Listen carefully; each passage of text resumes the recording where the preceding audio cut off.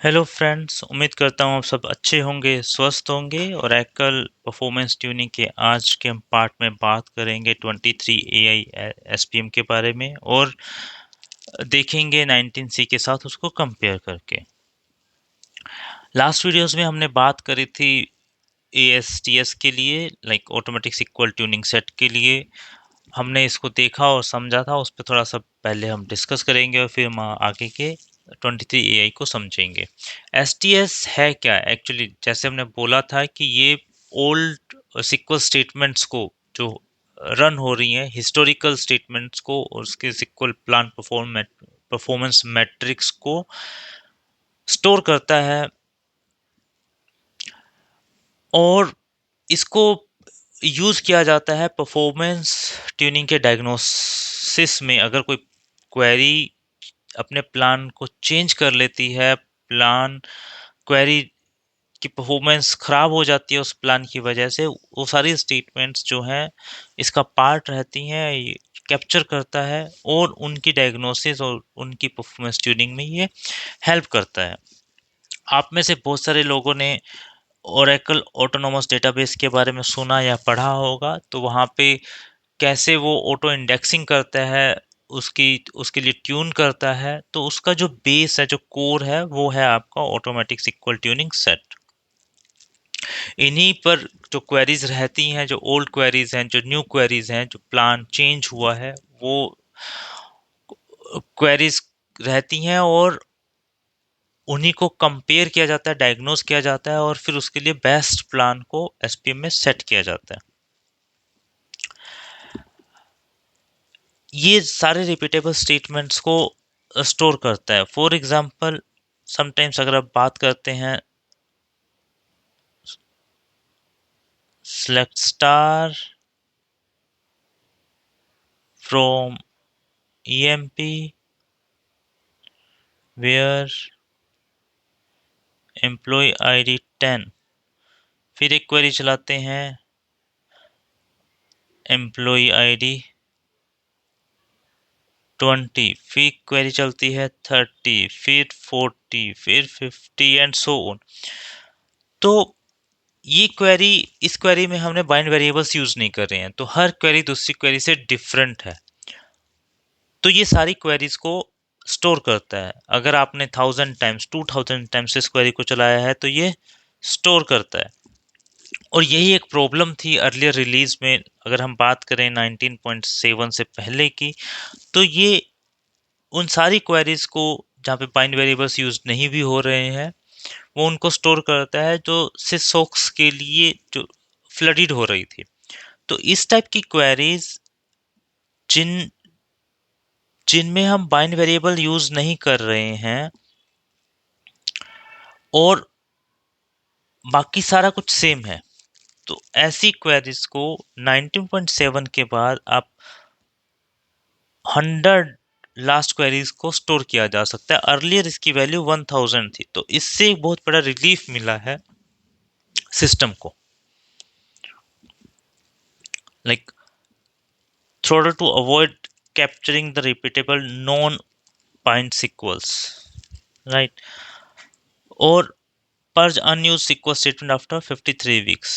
तो इस तरह ये ओल्ड क्वेरीज, ओल्ड डेटा को पर्ज करता रहता है और न्यू क्वेरीज और स्टेटमेंट्स को स्टोर करते हैं। 19C वर्सेस 23 एआई की अगर हम बात करें, तो हमने लास्ट वीडियो में देखा था कि अगर कोई क्वेरीज रन करती है 19C में और कोई नया प्लान जनरेट होता है और वो प्लान अच्छा नहीं है या अच्छा है, दोनों ही केसेस में बात करेंगे, तो क्वेरी जो एग्जीक्यूट होगी वो उसी प्लान के साथ होगी जो ऑलरेडी प्लान आपके एसपीएम में है, राइट। जो ऑटो की हम बात 19C में कर रहे थे, वो जो टास्क चलता है, जो क्रिटिकल जॉब चलती है, वो एवरी आवर चलती है और 1 घंटे के बाद जब वो उसको कंपेयर करेगी और ये देखेगी कि अच्छा न्यू प्लान जो है वो बेटर है, और फिर वो बेटर प्लान जब 1 घंटे के बाद वो टास्क चलेगा, एवेल्युएट करेगा न्यू प्लान, जो न्यू प्लान है, बेटर प्लान है, फिर उस बेटर प्लान को वो एसपीएम में ऐड करेगा और सब्सिक्वेंट क्वेरी उस प्लान को यूज करेंगी। मतलब 1 आवर तक जब तक वो जॉब नहीं चलेगी, आपकी जो क्वेरी है वो पुराने प्लान को ही यूज करेगी, जो कि उतना ऑप्टिमाइज प्लान नहीं है। और ये सारा जो ऑटोमेशन 19C में है, वो टास्क बैकग्राउंड प्रोसेस एक यूज होता है। उसमें टास्क मैनेजमेंट के थ्रू, टास्क रिपेयरिंग के थ्रू ये परफॉर्मेंस रिग्रेशन को मैनेज किया जाता है। अगर हम 19C की 23 की बात करें, क्योंकि 19C को तो हमने समझ लिया कि बैकग्राउंड जॉब के थ्रू वो मैनेज होता है, एवरी आवर चलता है, बट हम अगर 23 की बात करें तो वो रियल टाइम है। This is the different. और उसके लिए एक फोरग्राउंड प्रोसेस काम करता है। अब क्या है, अगर अब एक क्वेरी चलती है और एक न्यू प्लान को जनरेट करती है जो कि एक बेटर प्लान है, तो ऑप्टिमाइजर ये सेंस करता है कि ओके, एक नया प्लान है जो एक बेटर प्लान है पहले वाले प्लान से, वो उसको कंपेयर करेगा। और नेक्स्ट टाइम जब भी क्वेरी चलेगी, सेकंड टाइम वो बेटर प्लान को यूज करेगी। तो इसका मतलब है हमें 1 घंटा वेट करने की जरूरत नहीं होगी। नेक्स्ट एग्जीक्यूशन, सब्सिक्वेंट एग्जीक्यूशन एक बेस्ट प्लान को यूज करेंगे। और इसको ही हमने रियल टाइम परफॉर्मेंस ट्यूनिंग का जो 23 है, जिसको हमने रियल टाइम बोला है, इसका मतलब है एक बार फर्स्ट टाइम ही वो क्वेरी बैडली परफॉर्म करेगी, लेकिन सब्सिक्वेंट क्वेरीज जो है वो बेटर प्लान को यूज करेंगी, उसे 1 घंटे तक वेट करने की जरूरत नहीं है। This is the difference between 19C and AI, 23 AI। Like एक नई क्वेरी चलती है, एक नया प्लान जनरेट होता है जो कि एक बेटर प्लान है, न्यू प्लान जो कि एक बेटर प्लान है जनरेट होता है। फिर उसको कंपेयर किया जाएगा और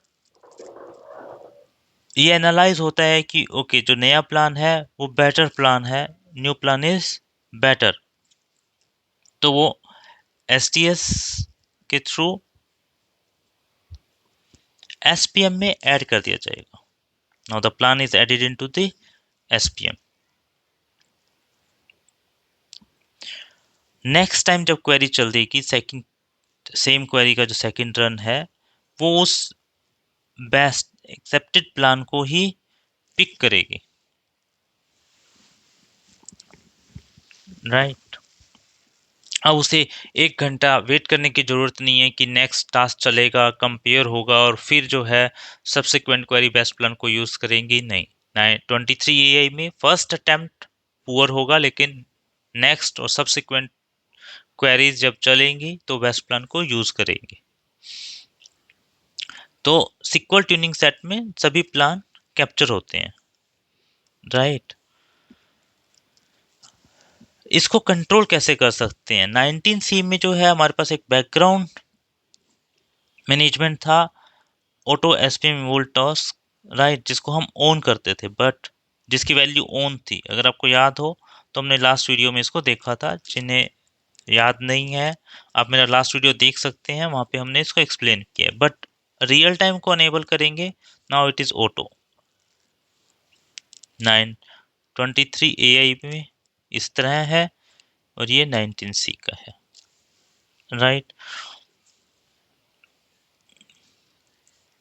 ऑटो एसपीएम ट्रू, आप इस तरह चेक कर सकते हैं, और इसको ऑफ करना तो फॉल्स कर सकते हैं।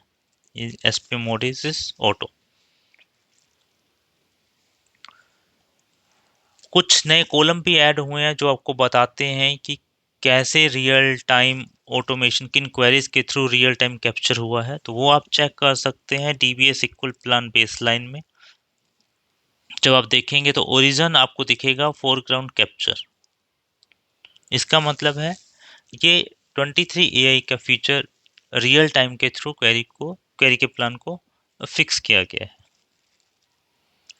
होप आपको ये क्लियर हुआ होगा कि एसपीएम काम कैसे करता है, 19C में कैसे करता था, 23A में कैसे करता है, 19C वर्सेस 23A में क्या क्या डिफरेंसेस है,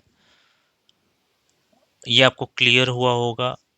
हमारा एसपीएम का टॉपिक यहीं समाप्त होता है। उम्मीद करता हूँ कि आपको वीडियो अच्छा लगा होगा। अगर आपको वीडियो अच्छा लगा है प्लीज़ शेयर कीजिए, सब्सक्राइब कीजिए, लाइक कीजिए।